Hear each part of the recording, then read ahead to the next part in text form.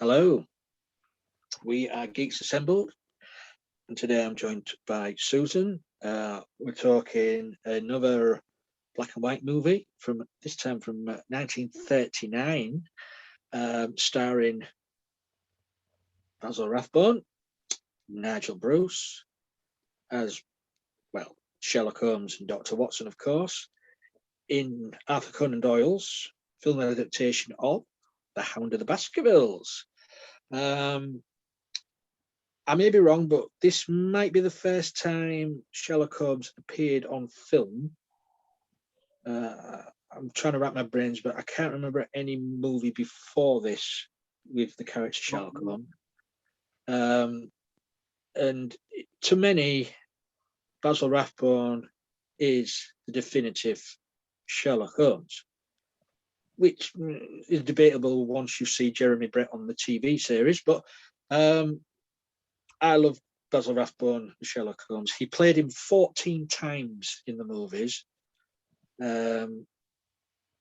He became quite tired of the character and sick of the character by the end of it. Usually sort of worrying that he'd get typecast. But he made a career out from, Sherlock Holmes, played the Sheriff of Nottingham. He'd been in the horror movies. He did all sorts. But for many, he is Sherlock Holmes. And this one says Hound of the Baskervilles. And for me, this one and the second film in the series, The Adventures of Sherlock Holmes, are my two favourites. Because for some reason, the film company decided after that they'd put Sherlock Holmes in modern day. At that time, it was the 1940s. And Sherlock Holmes, in all the other movies, was up against Nazis, which for me wasn't Sherlock Holmes. I mean, some of the stories were good. They were based on the Arthur Conan Doyle novels, but to have it against the Nazis in nearly every movie. Oh, yes, I know, yeah, the World War II was on at the time, was happening at the time. But for me, the first two movies were Sherlock Holmes to me. And this is The Hound of the Baskervilles. So we will go to Susan for her opening thoughts on this. What did you think, Susan, to Hound of the Baskervilles? Well, I see you have the definitive collection. Fantastic. Oh, yes. The Basil Rathbone Sherlock Holmes Definitive Collection. Wow, that's amazing. The first one was in 1900. It was a very short film. It was silent. Oh, all right. But Basil Rathbone started the whole film series phenomenon. So yeah, so both are true. So The important thing to remember about Sherlock Holmes is that he's always the most clever man in the room, and he challenges Watson to no end, and they have sort of a bromance, many people feel like they may not have been a platonic relationship. And in this, there are some really tender moments between them, and so I really enjoyed watching this. I've seen it once before, probably when I was in high school or something. It was beautiful and challenging, and it was, I mean, the RSPCA should be notified of their treatment of the pooch in it.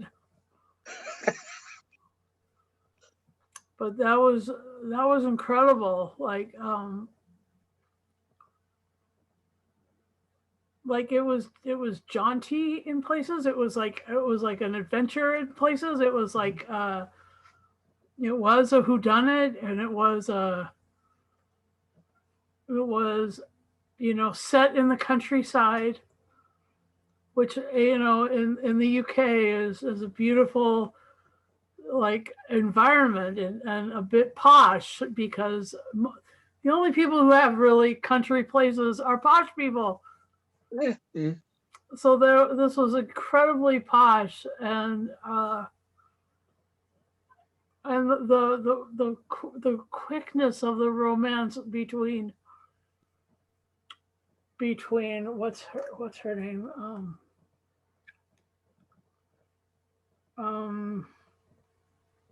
Beryl Sir Henry. and Sir Henry was, I mean, what, they saw each other and then he asked her to marry him. I mean, wow. That was random. It was a whirlwind romance. It was Was there any romance though to have a whirlwind with? that way. I don't know. And you know, Holmes was not only up against a bad guy, he was up against myth and legend, and he was up against. And it's funny that the last movie that we reviewed was Cat People. There was a whole myth and legend around the cat people. Uh-huh. And then this one, there was a whole myth and legend around a hound and a family of the Baskervilles. You know, like that was, yeah. So those, you know, how people feel or see myth and legend is part of what we're really talking about this weekend. And that's spooky because it wasn't planned that way. It wasn't, but it turned out that way. Yeah. And the other thing that's really interesting about this is like is the fact that it was all, you know, it was basically a land grab by Stapleton. Mm-hmm. Or in, as you would say in England, a lands grab. But yeah, I really I love this. I love Basil Rathbone, and I love Jeremy Brett, and actually I love Johnny Miller and Benedict Cumberbatch. You know, there's a lot of really cool people who played Sherlock Holmes. Oh, and Tom Baker once played him in The Hound of the Baskervilles. And Peter Cushing. And Peter Cushing. You're right. Yeah. I forgot about Peter And Cushing. Iron Man, almost everybody. Oh, yeah. Yeah, so I mean, like, there's a lot of people who played Holmes, and so, you know, interesting and fun, and yeah, so I guess that's all my opening thoughts, and I had a lot of them. So back over to you, Lee. Thanks, Susan. Well, as I said in the opening, for me, this movie and the second movie, The Adventures of Sherlock Holmes, are my favourites because there's no Second World War, Nazi influence. It's just plain old Sherlock Holmes, Dr. Watson solving a mystery. And this one, it's one of my favourites, to be honest. As I'll just reach over here, you know, I love Sherlock Holmes, and look, I'm rereading again, but what I'm just about to start, The Hound of the Baskervilles. Random, not random, eh? Random, not random, yeah. But yeah, I've got a few Sherlock Holmes. I love Sherlock Holmes. But for me, Basil Rathbone, I grew up watching these movies, you know, on a Saturday afternoon, in front of the TV, watching Basil Rathbone, you know, and Nigel Bruce as the bumbling Dr. Watson, because every time people say Dr. Watson, he's the first face what comes to people's mind. It's so it's so ingrained on people's memory. But did you notice Basil Rathbone only got second billing in this movie? I did. They Richard, billed. Richard Green got top billing, who played Baskerville. Yeah. Why is that? Was he more famous than Rathbone? Well, he was a big movie star at the time. And then he went on to become more famous playing Robin Hood on TV. Was he in the 50s, in the 1950s? Oh wow! Richard Green, yeah, he played The Adventures of Robin Hood, I think it was called. I think Basil Rathbone, why he got second billing, this may have been one of his earlier movies. Oh, okay. And he wasn't as big as he was going to be. Right after this one. Yeah, most right away. Like, for example, going further along the line, not to do with Sherlock Holmes, but like in 1989, Tim Burton's Batman. Nicholson got top billing in that. Yep.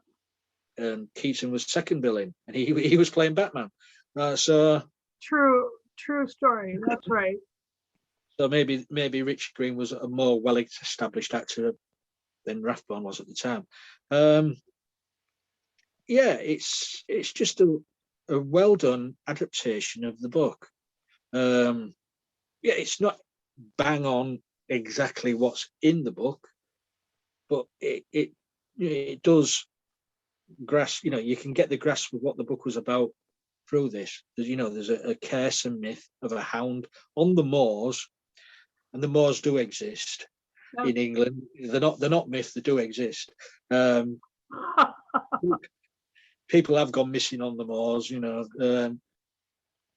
I wouldn't like to be alone on a night time wandering the moors. But yeah, it's enjoyable. It was enjoyable to rewatch this again. It brought back some good nostalgia, and for me, it hasn't. It's still there with me. It's not. As people say, some of the films don't date very well, but this one, yeah, it's set in Victorian times, and that's when it was set, and that's when it was supposed to be, and it comes across like that. You say in the later movies, moving all the movies to 1940s during Second World War, just didn't feel like Sherlock Holmes. That's my opinion. Other people love the movies. I mean, I like the movies, but you've got to have the feel of Sherlock Holmes, and they didn't really have the feel. But this one, definitely. So, favourite things you wasn't keen on? I always say things you wasn't keen on, but we always seem to do positive, don't we? Yeah, I'm not a real, usually I get the things I'm not keen on out in my opening thoughts. So, if it's just you and I, you don't have to ask me that, because I've already probably said what I wasn't keen on. And I wasn't keen on the way they treated the animal, but I'll tell you something, that was some good dog acting by the animal. It was, but it was how they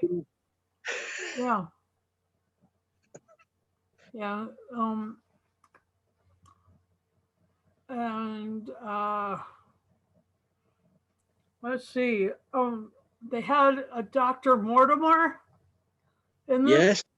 Yes. Yeah. And I couldn't help but think that's halfway to Moriarty. Well, Dr. Mortimer was in the book. I'm trying to remember. But the name is halfway to Moriarty. Yes, it was, and I'm trying to remember the actor who played Dr. Mortimer. Oh, that was Atwill. Was it Lionel Atwill? Lionel Atwill, yeah. He of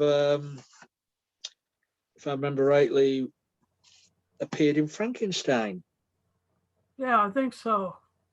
as the commissioner or something like that. Yeah, it's a good memory. Yeah, I'm not sure.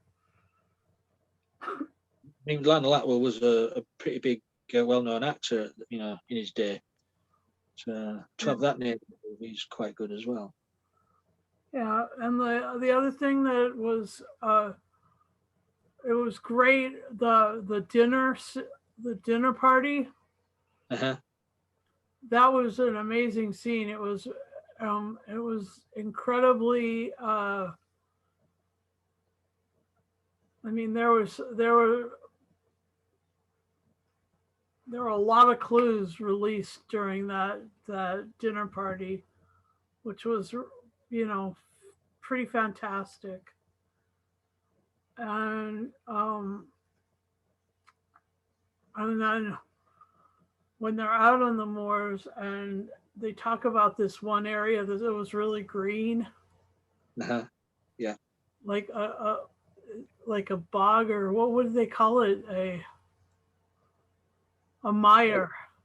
Mire or bog, yeah. It wouldn't be a swamp, 'cause swamps are American, aren't they? Yeah. So they were talking about this mire, and I was just like, um, you know, why would that be so dangerous? Anyway,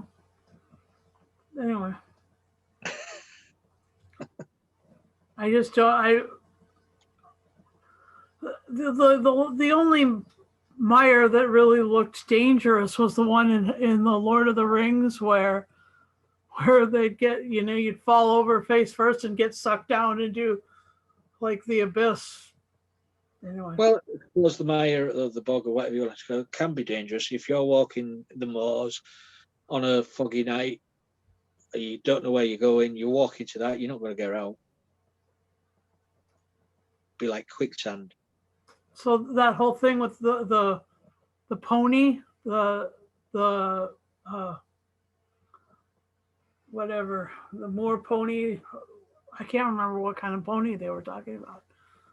But Mhm. the screams of the pony, that was just like, I mean, I've heard people describe like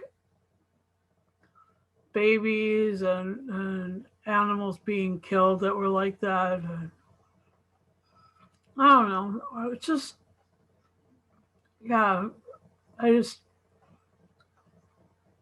mean, that is a real mythical sort of thing. And yeah, so I really don't. And the other part that was really good was when they jumped on the train to fool Yeah. what's his name, Stapleton, and then turned around at the next stop and came back. What a waste of a ticket. They were also like late. Yeah. Like Sherlock should have had that timed out better. If Well, British Rail, British Rail never run on time. Let's see.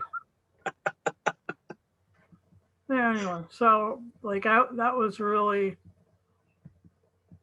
incredible. And then the chase scene through the moors, trying to get to the Sir Henry before the dog did, and before the dog did.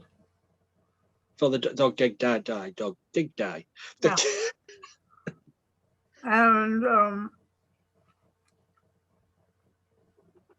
I don't know, Beryl was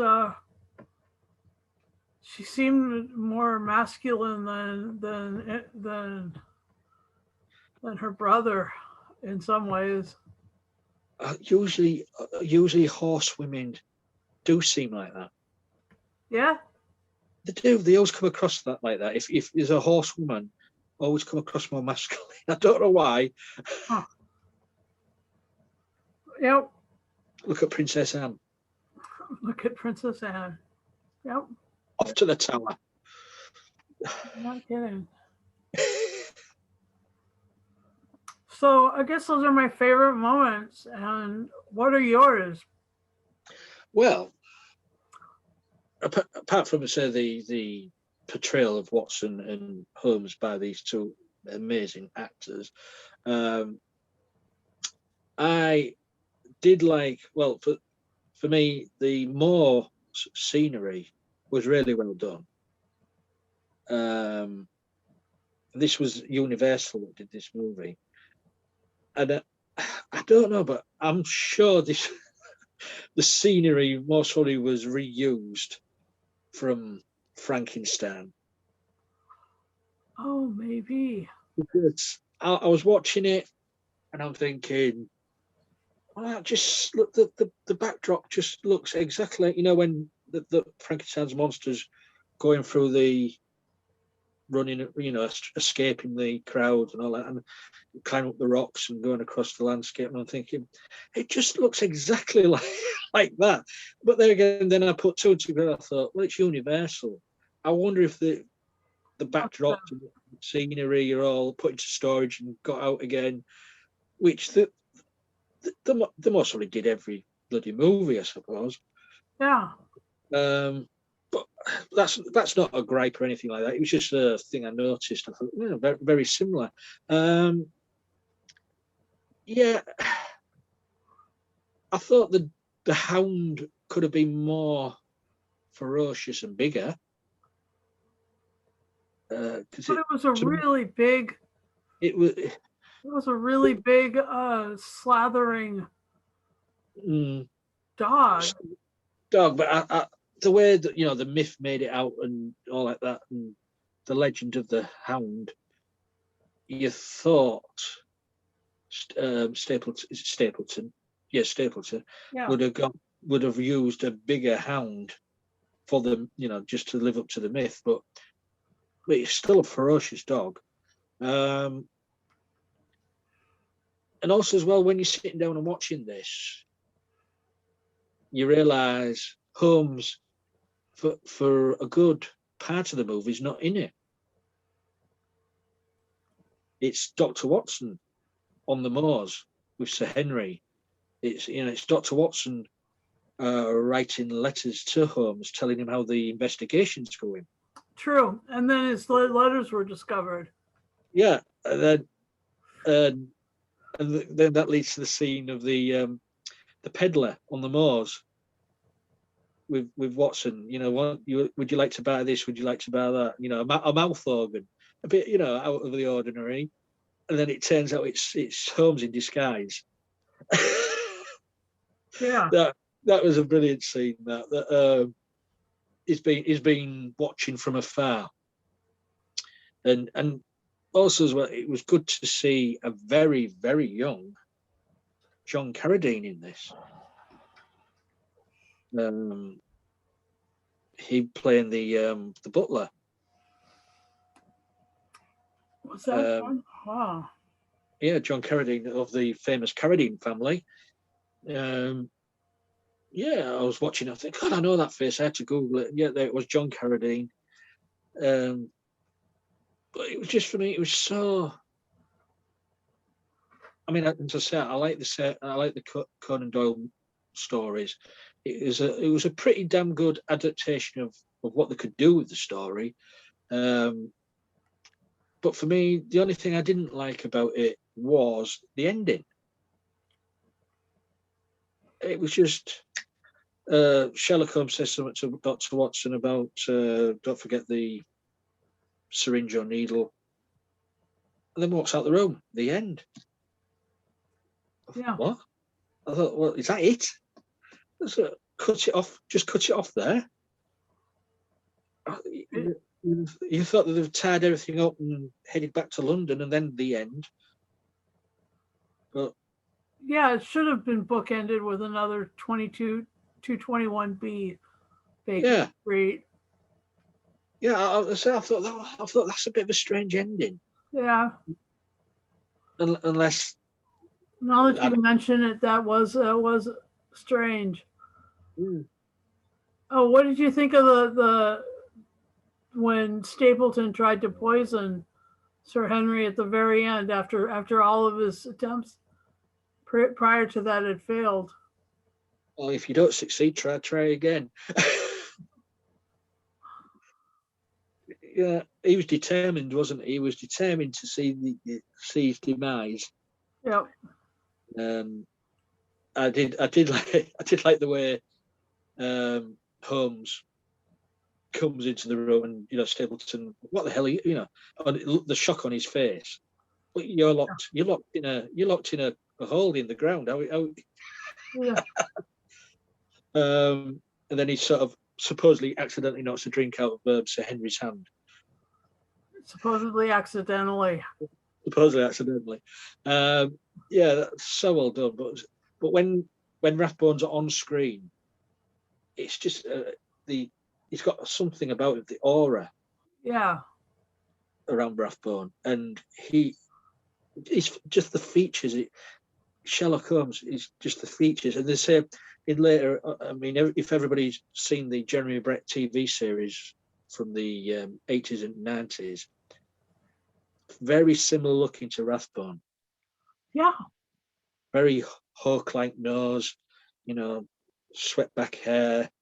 They couldn't have got a better, bright eyes and chiseled features. very. I mean, they could have come from the same gene. Yes. So, It could be makeup, it could be L'Oreal, but it could be reality.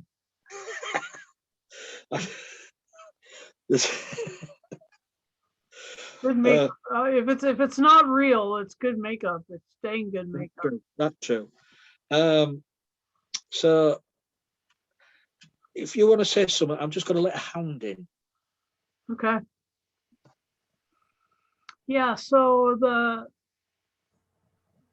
the Sherlock Holmes stories have at their point.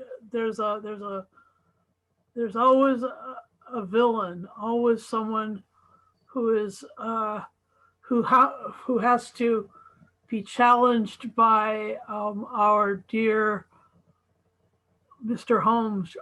Mm-hmm. And what was cool is seeing Holmes Esquire. So that means he's a son of a baronet or a duke or something like that. Anyway. Well, I don't know how that works, Esquire. Well, in the U.S., that you have to be a certain kind of lawyer to be an esquire, but none of the heraldic titles even matter here. So there's only one kind of esquire in the United States, but there's like 2 or 3 different kinds in the UK, and so that was really interesting. I was like, intrigued by that, and then it was a good matchup in terms of like acting and stuff. Was the guy who played what's his name? Stapleton. And the other thing that was really interesting was, the hound could have been a bloodhound because it had lots of extra lips and stuff. But it also just could have been an Irish wolfhound or a German hound of some kind. So that was really interesting. Was like the fact that I couldn't tell what breed it was intriguing to me. Probably because they shot it really close. Yeah. And so ultra high, ultra close up, and then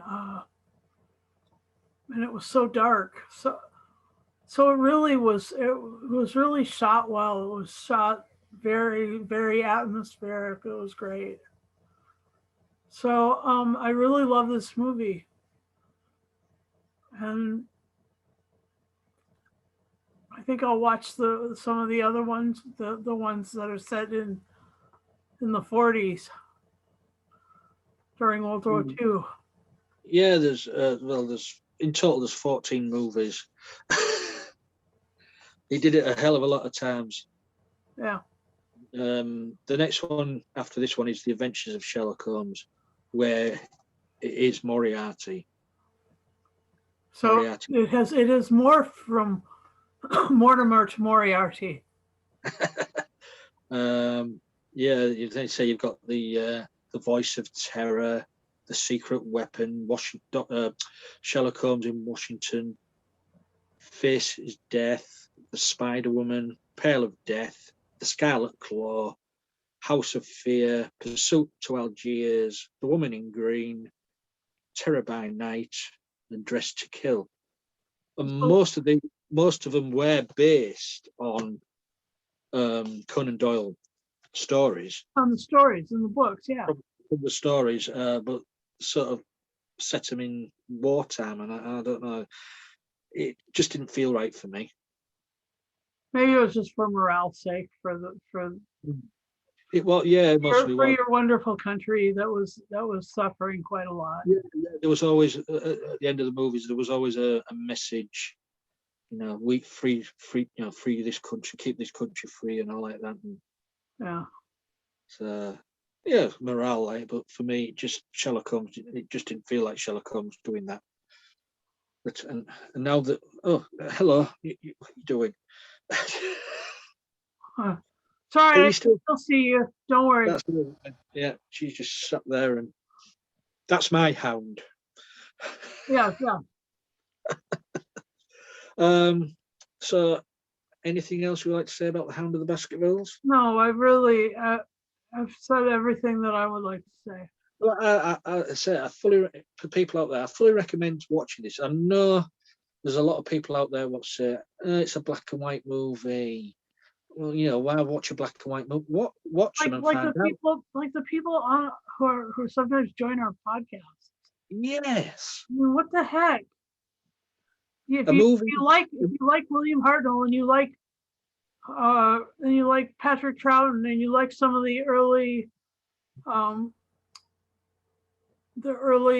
John Pertwee stuff that you've seen in black and white, what's your problem? Why is it a big deal? And the other thing is there's a lot of brilliant movies that are in black and white, all those Universal ones. Yeah, I always look forward to when we do films from 30s, 40s, even sometimes earlier, and they're always black and white. I like sitting down watching some black and white movies,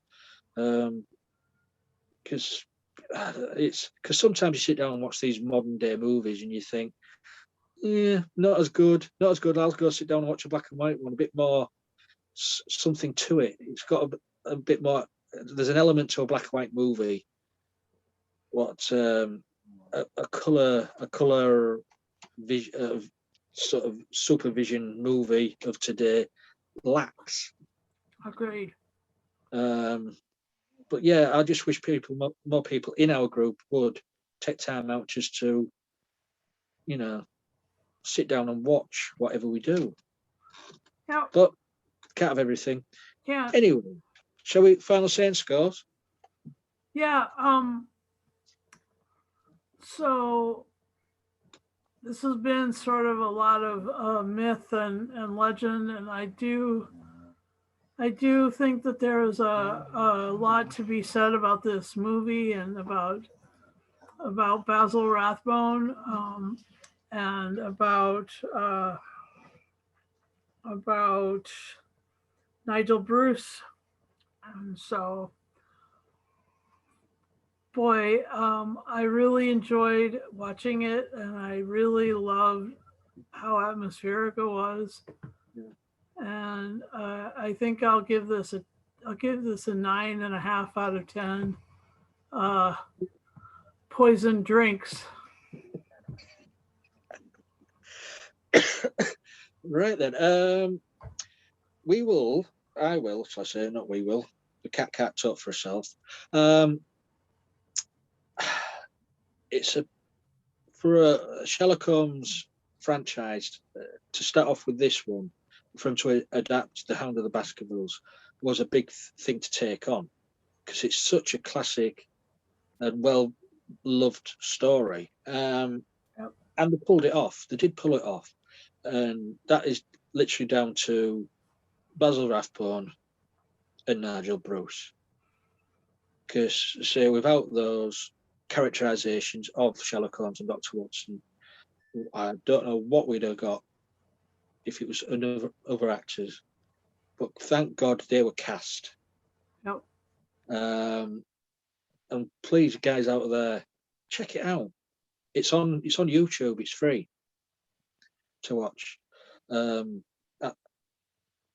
know, the movies of that era now are free to watch on YouTube. Easy peasy. Yeah. So actually, what shall I give it? Just because of the sharp ending. No. The ending I can live with, but it's a bit of a niggle, but I can live with it. This is getting 10 hounds out of 10. 10 hounds out of 10. Well, Yeah, I didn't think you'd finish with like a 10. That's awesome. No, it's good. Yeah, I can live with the ending. But it's a classic. So that's our review of The Hound of the Baskervilles, the 1939 version starring Basil Rathbone. I'd like to thank Susan for joining me, and enjoy every minute when we talk movies. Me too. Yep.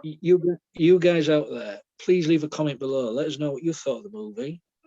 Leave a suggestion on what we can do for future casts, because I'm always taking suggestions. I've got a long list of movies. I think there's still about 36 movies on the list, what we've got to get through. But we're getting through them slowly but surely. Yeah. You, and also, if you're watching this on YouTube and you're not subscribed to the channel, please just press subscribe. And if you want to be notified every time we put up a video, press the bell button and you'll get a or to that effect. And if you want to be on the cast, what we do, because we're always up for more people joining us. We're on YouTube. Well, we are on YouTube, but we're on Facebook, we're on Twitter, we're on Instagram. Please leave me a message. Leave or the members a message. She's getting in the way again. Patty needs her own Instagram. You what? She's getting involved. She knows the camera's on. I know. Yeah, but if she needs to be Instagram famous. Yeah, what was I saying? Oh yeah, if you want to be on the cast, just leave us a message. It'll get to me. Talk to the cat. Talk to Patty. Yeah, she knows what we're doing, because I don't. So I think we're done now. Yeah, that's it. So until next time, remember, stay on the roads. Never wander onto the moors. Bye for now.